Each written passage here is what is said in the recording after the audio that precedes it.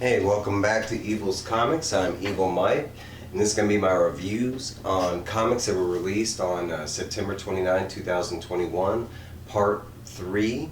Let's get into it. We got DC Comics Justice League issue number 68, going after the the whole battle with Simnar and the destruction of the Hall of Justice.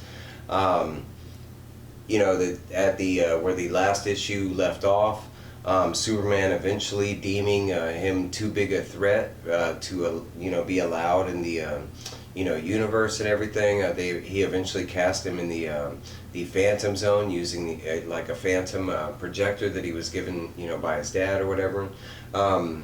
They also have like the United League of United Planets or something that that are there that were assisting in the battle, and after seeing Superman use the projector, they kind of deemed it a threat and are demanding that the Justice League turn it over.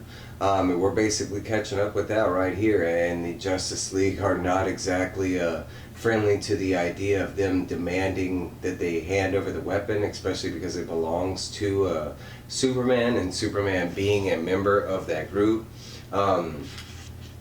It goes both ways. We're both basically, the United team are asking the Justice League, demanding it, and the Justice League is like, kind of say that again.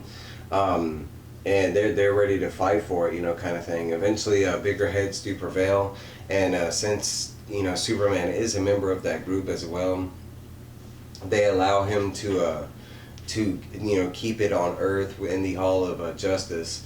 We also catch up with Naomi and her parents. Now that the battle is done, she's kind of wondering, and she runs into Dr. Fate asking if he can take her to the Fate Tower so she can check on her parents. And she does mention that Constantine is there with him.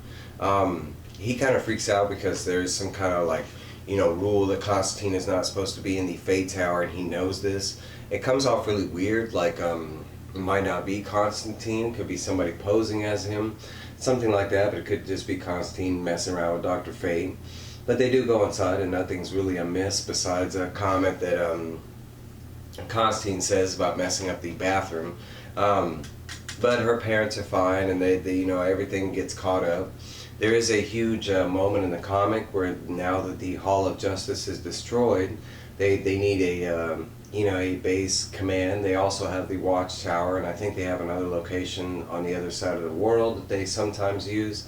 But they kind of come up with the determination that the Hall of Justice is needed, that it's not just their headquarters, it's a symbol, for regular folks like you and me, right? And while they're debating about, making it new or old, that kind of thing, eventually they decide to, actually they don't even get to decide because somebody actually makes a decision before them. The story does jump back over to our guy Damian Rose. I think his real name is I forget. I think it's like let's see. Leo Lane is his name, real name, but he goes by Damian Rose. This is the whole spy story. They're setting up the whole Deathstroke Inc. comic that just came out this week. Basically, for some reason, there is a whole bunch of Deathstrokes that have appeared, and they are after Damian. Damian has requested a meeting with Checkmate, one of the known spy factions that are left. Leviathan being kind of kaput, and Suicide Squad kind of at a weird state because technically I don't even think they're on this Earth at the moment, so technically they're not present. But we do catch up with the current roster from Checkmate, and he does get the introduction with Damian. And basically on both sides that they don't know who the Deathstrokes are and that kind of thing and what their intention is. Eventually, while they are all at the location together, which I find extremely strange, but of course someone is also following Damian and Checkmate, and they try to assassinate the whole group while they are there. It is thwarted by, of course, the Justice League, Superman, and Hawkgirl and some of the other members that show up. And they start asking the same questions about, the Deathstrokes and stuff like that. We do get this hilarious scene because the Deathstrokes have not noticed that it was Superman and parts of the Justice League that stopped the assassination attempt. So they, in a couple seconds more, they will find out. But that's where this issue leaves us off with. We have the side story with Justice League Dark, excellent, written by Ram B. It's almost better than the main comic. But we are at the end of the battle with Merlin and Constantine and Zatanna. Zatanna showed up at the end. Merlin is at the bottom of Atlantis trying to get this ultimate power. On the ocean side, we have Aquaman and the rest of the Justice League battling his forces on the outside, and we have seen that they have finally overcome those forces and are now joining the main force. Estragon included, showing here defeating the last of his forces. Basically, at the very end, we kind of see that with all of them there, they are able to overcome Merlin. Kind of, because they find out it's just a puppet, and they've been fighting just a puppet form of Merlin, and he has already actually, in fact, made it inside to the ultimate evil that he was trying to unleash. But at the same time, he was working on Zatanna, and Zatanna kind of pushing her powers to another level, and kind of releasing something that they weren't ready for. But they have released the Upside Down Man, a force, another dangerous force that they really didn't want to mess with while tackling Merlin at the same time. But a great story, and looking forward to the next one. Next up, we got DC Milestone Returns, Icon and Rocket, issue number 3, and definitely probably a tie for my best comic of the week, man. Icon and Rocket has been fantastic, not only touching on major topics in the world, but just overall amazing art and story progression, and I mean everything. I'm loving Icon and Rocket. It's one of those things that I shit myself that I did not read it before, but I mean I'm loving what they're giving us now. But basically we start off with Rocket and Icon's there, and they're basically going around the world, and they are destroying different poppy fields, getting rid of the cocaine kind of plantations around the world. And the book does start off showing that they stop at like one location, and they all these locations that they are doing this at, they are not killing the actual workers. They always give them the opportunity to stop what they're doing and leave before they but eventually they just mass destroy these these massive fields where they are growing stuff specifically designed to make drugs and that kind of stuff. They show that they've been doing around the world, Afghanistan, Colombia, New York, Tokyo. We also see that it is having a huge impact around the world. That because the drugs are it's kind of like this other factor that you don't think about, like, hey, that's a wish for everybody, right? Nobody wants drugs around, and then all the bad things that are associated with drugs, drug dealers, death, murder, theft, robberies. But there's other things that go into drugs, like specific businesses that are designed to thwart drugs, countries kind of anticipating that they're going to lose certain money. But eventually what happens is they paint this idea that because of this, because of the drugs disappearing on Earth, and it's not just like cocaine, they do it with meth, coke, heroin, all the big drugs, but Icon and Rocket literally get rid of the drugs, and most of the drugs runners around the world. And everybody's happy, and then the government gets into it, and all the governments around the world are literally like at a pandemic, catastrophic level, because all this money that should have been there from different avenues that are somehow tied to drugs. So now that kind of goes on in the background, and it's also a mainstay for the front ground, because Icon specifically asked Rocket, well, what's your hopes for this? What are your plans? Now that we have done this, well, what did you think? what do you think is going to happen going forward? And she's like, oh, you know, and she gives a basic level answer, and he's like, well, let me paint a different picture. And he kind of, you know, in a very harsh way explains her that their lives are about to get a lot harder, that people are going to be coming for them. Not only that, but they do, the government basically unleashes Maxwell Lord, and Maxwell Lord supposedly is like the only one that has ever been able to take out Icon, because he has some shape-shifting ability. Now, I don't know if this is the same Maxwell Lord, like for instance that was in Wonder Woman 1984. I'm not positive. Anyways, they do paint this picture with Rocket about how, you know, doing one thing on a casual level can have catastrophic, you know, effects in the long run, even if you do have good intentions set forth. And they kind of really explore that in this book, that because they did these good, you know, kind of you know, events in the first place, like getting rid of drugs, now there are these major effects and ripples that they're having to deal with because of that. Now they have the government coming from them. They have a certain part of the population that are mad because they were addicts. There's, of course, the villain that has been set forth by the government. But we kind of do get our first introduction with Maxwell Lord and them trying to fight Maxwell Lord off, and we see why he is such kind of a devastating enemy for them, because not only is he a shapeshifter, but I mean he's able to absorb, you know, blows, and it just looks like they are having a hard problem, you know, in general. But that's basically it for the third issue. But I mean, if you have a chance to read this, it is amazing. I mean, it's only 3 issues in. I highly suggest picking up Icon and Rocket from the start. It has been really good. Batman Reptilian, DC Black Label, issue number 4, and then another amazing issue. This series has been half for me. I've loved the story, but it's the art, and I do love Liam Sharp's art. That's not what I'm talking about. It's great art. It's just the whole abstract thing, and sometimes I want to see like legitimately what they're, you know, and I'll kind of show you.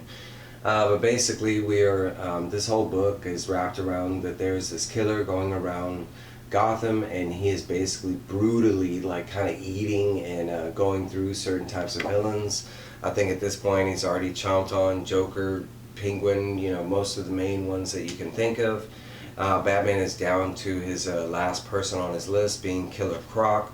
Then he needs to locate and you know, find out if he's the killer or if he's okay, because most of the people on his list that he's tracked down are dead or in the process of dying because of this creature or thing that has been attacking everybody. But we do see here that Batman is, you know, he does find Mr. Waylon Jones, Killer Croc, and Mr. Killer Croc is in a really bad way down in the sewers. He complains about being hurt and sick, and he has something attached to like his belly.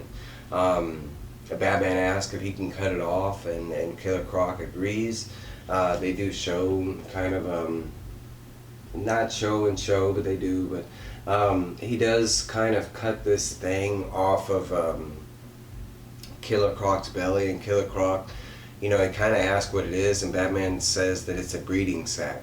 And even kind of paints the question that Killer Croc could have been a female, you know, because reptilians do, they do flip sexes when needed to, kind of thing. But one way or another, and Killer Croc had a child, maybe just on an evolution type basis. And Batman kind of paints this picture that without Killer Croc knowing it, he went into the supervillain like meetup group and end up spreading this pheromone around, and it kind of like tagged everybody that was in that little meeting. And basically Killer Croc had a baby, and the baby kind of reacted to those pheromones that he was tagging, and basically that's why everybody got attacked. He kind of goes into this long explanation on telling, you know, basically what I just told you, but eventually while he is giving this explanation And a lot of this is based on like everything that he's learned. So he kind of even states that it might not be 100% accurate, but they do find out pretty soon that it is accurate. That yes, indeed, Killer Croc did have a child, and they start hearing noises in the sewer as Batman is telling Killer Croc about his newborn child, and you know why the other villains happened, and the whole evolution speech. But as they are, you know, hearing these sounds, they start getting ready. Batman even makes a joke about meeting his baby boy or baby girl, you know, that it's on its way. And Killer Croc is very nervous because, for one, he doesn't know how the child is going to react to him. He's been looking for the pheromone and kind of chomping on everything that he meets. But we do end up running into the child and its glorious kind of monster. I mean, it looks crazy. It's got these like tentacle legs, and it's kind of got a croc mouth. I want to say the best thing that I could say it looks like is from Alien Resurrection, the alien human hybrid that they came out with. But this thing does run up to Killer Croc. It does, you know, Croc's got the right pheromones. It starts looking and trying to figure out if you know, if that's what it's looking for. And of course, we do see that it is what it's looking for, because we get the speech bubble at the top saying "Mama," you know, from this kind of creature, a lot like that Alien Resurrection scene. That's kind of where the issue leaves us off. They get like a little, you know, covered, you know, hintage at where the book is going to go, and that's pretty much it for this issue. I can't say story-wise, it opened up the book a lot more and added a little more depth to where it was going. The investigation part was great and everything, but it was like, okay, where's this going? You know, I mean, if it's just going to be Killer Croc, that's not that fun. So I'm liking where it's going so far. And of course, the art is stellar. It's just, it's very abstract. Okay, so next up we have Extreme Carnage. This is the Omega issue #1. All these are #1 issues. Really, really hard to kind of categorize if you don't know which order they go into, which I've done that recently. I forgot. I was like, dang, I had to look it up. So we are at the very end of the issue. I want to say it's 8 issues in total, could be 9. There was an alpha, this is the Omega, and then there was a whole bunch of symbiote stuff in the beginning. And basically at this point we have, you know, both sides of the teams are set up. Flash, Silence, which is shown here, Silence and Toxin form one team. And then on the other side we got Lasher, Riot, Phage, of course, Carnage, and Lasher. I think that's it. But basically, we have the, you know, Carnage side is all these symbiotes that answered his call to meet up, and of course, Anti-Venom and his side, they are, you know, trying to stop Carnage and whatever he's got planning. We do know that it is set up at Senator Crane's. You know, at his little rally that he's doing. They thought it was at the president's rally, and it was not. Now, the way the book has been set up, it has been set up that Crane was secretly the host that Carnage has been hiding at. At the last issue, we saw that one of Anti-Venom's friends was, you know, working directly under Crane. And we saw that he had been found out, and of course right here they show that he has been, you know, killed. But we see that someone kills, and I think it is Lasher who was the one who was who killed. It could be, I forget, because they're all a mix of colors now. But anyways, we do see that one of these symbiotes is eliminated by somebody new. Especially for me, I don't know if he existed before this, but we find out in Anti-Venom's friend, I'm drawing a blank at his name, but he had a sleeper symbiote that existed in his DNA that Anti-Venom put there. And I say Eddie, it's not Eddie, but Flash, that Flash Thompson put there to protect his friend because he knew that Carnage was around there or whatever. This symbiote's name is Sleeper, incidentally, because he was hidden inside this guy. But incidentally, it did help him, protect him and keep this guy alive. And it was Riot that got killed, I'm sorry. So now that Sleeper has protected the guy and has got him out of safety, Flash asked him to kind of like disappear and go back into the guy. How it works is the guy is still human, and he thinks he's human. He doesn't know that he has an alien symbiote living in his DNA, and that's kind of how Flash is going to keep it for now. It is brought up in the comic later on whether Flash is going to tell him, and at the moment he just doesn't know how, kind of thing. Especially because his friend, and I want to say it's like Roger, but especially since his friend just found out that Flash is a symbiote himself, so he's kind of like, doing it in stages, kind of thing. One moment. Alright, so we are at the rally, and it is finally revealed that it is not Senator Crane that is Carnage, that in fact it was his son that was in the background that Carnage has hosted with. Carnage kind of reveals that in bloody fashion, by killing the senator in front of everybody and allowing the rest of these symbiotes to run free and start killing, which he commands, and they do kind of easily. I can say it was a this comic has been a kind of blessing and a surprise, because I didn't think Marvel would get this bloody with one of their comics. So it was kind of fresh and nice, but in bloody fashion they just start they do start killing. Sleeper does end up showing up to aid Flash and them in the battle. I think some of these symbiotes get taken down, as far as like the ones that die. We saw Riot does get taken out, but as far as everybody else, I'm kind of drawing a blank. We'll have to go along as we see, but we do see Flash, Silence, and Toxin show up, and they start helping out Sleeper. We do see on both sides that that of course they're kind of like evenly matched to begin with at first, and that's how it starts, but it doesn't end that way. We do see that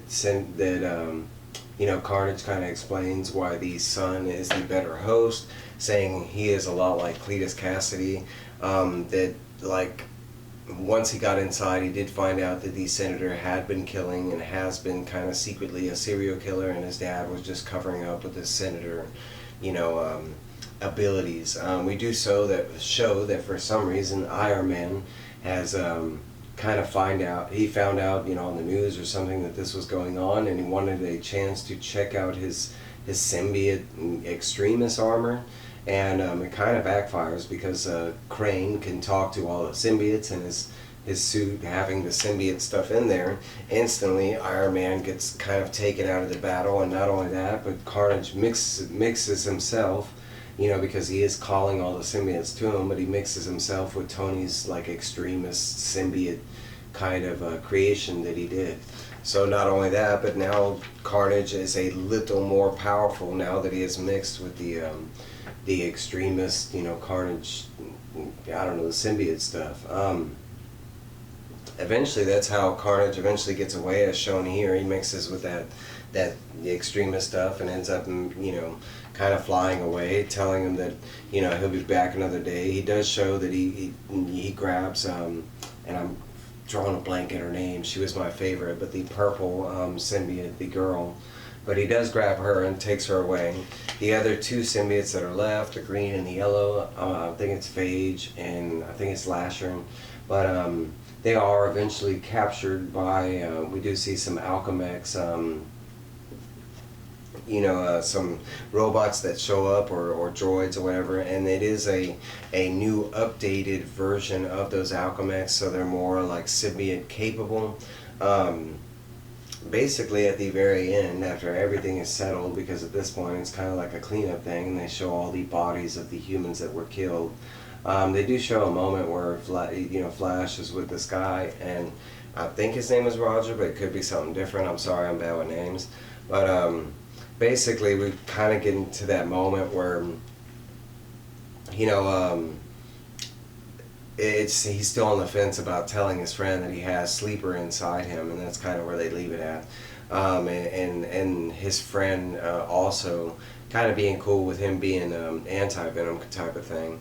There is this huge scene because, for those of y'all who don't know, but Toxin, the host that has Toxin, is a little kid, and it's kind of you know, Silence and Antitoxin trying to anti-venom, trying to talk Toxin out of him staying out of the fight kind of thing, because he is so young, and Toxin basically saying, no, I'm gonna be there with y'all. They do show that the other symbiotes that they did capture are locked up in some kind of new symbiote, you know, prison type thing, and it just basically says that, oh, we got them locked up good and tight, and there's a thing that says like, well, the symbiotes are never going to be locked up forever kind of thing, and that's basically where they leave it, that Carnage has you know, he made it out with one of his other symbiotes, that, you know, that R3 symbiote, you know, good ones are still out there kind of thing, and they basically they do show that the evil, you know, symbiotes are still having their fun now that Carnage has kind of put them out in the limelight kind of thing. They do tell us that this storyline will specifically be continued in Venom #1, so if you like this story, which I did, be looking out for that coming soon. But overall, a really good story, no tie-ins needed. You know, straight 8 or 9 issues story. I really enjoyed it. You know, especially with the reveal of you know, a Crane's son being the hidden. I mean, because I thought it was Crane the whole time. That's how the story painted it. So it was really nice to be surprised and have a, you know, kind of concrete ending that Carnage is still out there, you know, and that kind of thing. But yeah, these are my reviews. I got at least a couple more reviews coming. I got 3 more books I need to read, and that will be everything from this week. But yeah, please like, comment, subscribe. Please comment. You know, what did you think about some of these books? Did you read them? Did you pass on them? You know, that kind of stuff. All right, guys. Y'all have a great weekend. Bye.